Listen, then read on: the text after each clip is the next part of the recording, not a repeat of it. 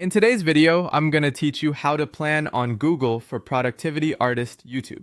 We're going to build a simple, reliable system in Google Calendar that keeps your work, creativity, and personal life organized without feeling overwhelming. Start by opening Google Calendar. On the left side, find the plus sign next to Other Calendars and choose Create New Calendar. Make a few separate calendars to act as categories, things like work, content creation, clients, personal growth, personal, and health. Give each one a distinct color. High contrast colors help you see your week at a glance, and you can toggle calendars on or off to reduce visual noise when you need to focus.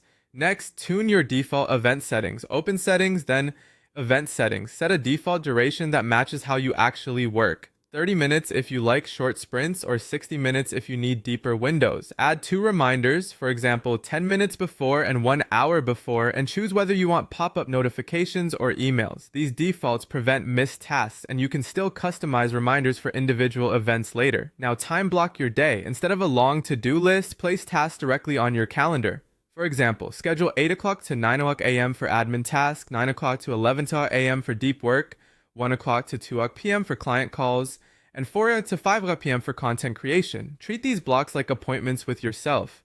If something changes, drag the block to a new time rather than deleting it. Add small buffers between blocks so unexpected items don't derail your day. For routines, use recurring events. Open an event and set it to repeat.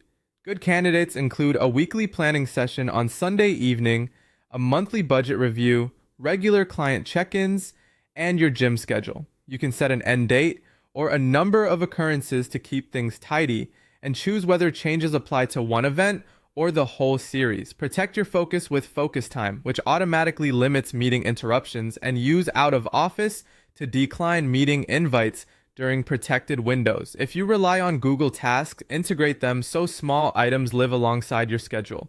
Make sure everything syncs. Install the Google Calendar app on your phone, turn on notifications, and sign in with the same account. Connect your calendar with Gmail and your video tools like Zoom or Meet so invites and links appear automatically. Double check your time zone to avoid confusion. Finally, use event descriptions well. Add a brief agenda, notes, relevant links like Zoom or Google Docs, and a simple checklist.